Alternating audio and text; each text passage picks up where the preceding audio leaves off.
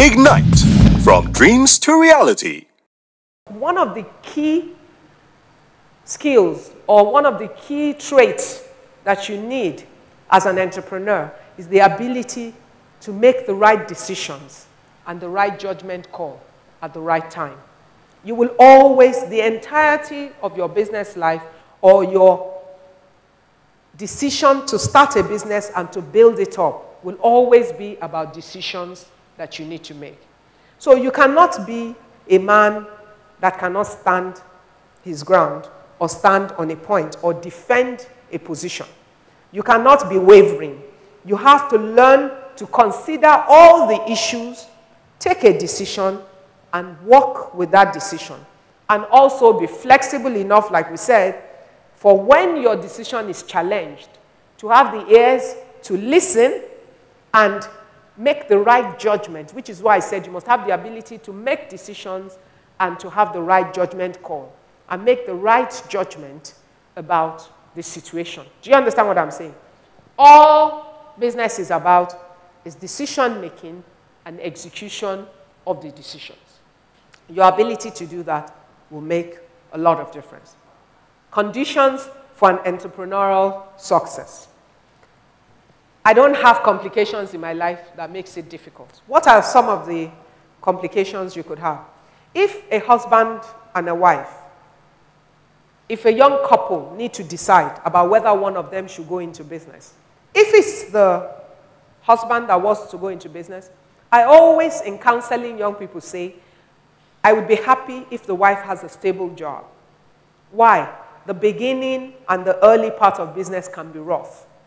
And if that is going on, and the wife creates stability for the family, because they understand each other and they have agreed together that the man should go into this business, it makes it easier. The woman cannot complain about paying the rent or taking care of bills or supporting the husband through that stage. As long as the man himself has done the right thing and has engaged and involved his wife in the process at that point in time. Even for people that are just engaged, you can say to your bride-to-be, we're going to delay getting married for 2 years because this is the rough stage. I want to find my feet. If you love each other enough to understand each other, it's the kind of thing you can agree on. But we're talking about your life not being, you have the liberty and the freedom to take some more risk than you normally would do, which is why, as many of you as are still young and single, you've got the time of your life because there are not much complications to stop you at this stage. You need to be focused and you need to be one-track minded about the business option that you've chosen. You need to have plenty of will and staying power. You have to stay with it. When it's proving difficult, you must still stay with it. You must have a high energy level as you're moving from one thing to the other, running around trying to make it work. High sense of commitment to your vision and to your dream. You must have an adventurous spirit. Part of what keeps you sane and makes it fun is that you look at the whole exercise as an adventure. If I send you into the forest now and say there's gold buried somewhere, what will you consider it? A gold-seeking adventure. Because you don't know what you'll encounter on the way. You don't know where the gold is. You are going to have a lot of trial and error.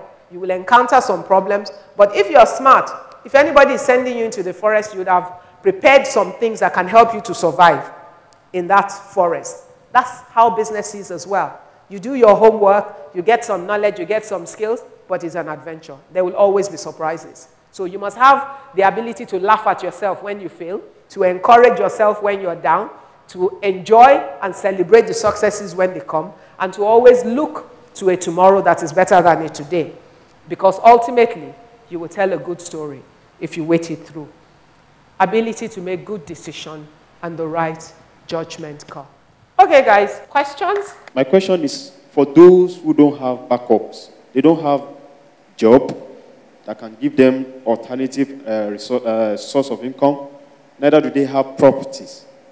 What should they do? Is there hope for them in going to become an entrepreneur full-time? You talked about market research, as in doing your market research before actually going and starting off your business. But we know that we have a major challenge in Nigeria, which is unavailability of accurate statistics.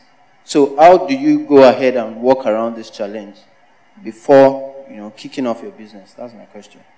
Thank you. Okay. Let me set up some foundational rules. Any question that will raise the challenges of Nigeria as the excuse for what we need to do next, don't ask me. And let me explain that.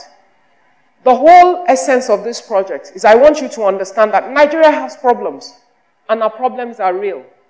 But despite our problems, despite the situation and the things that you know, we do not have power. We will not have adequate power for a while. Even as government says they're working on it, it takes so many years to build a power plant. So that's a problem we have to live with.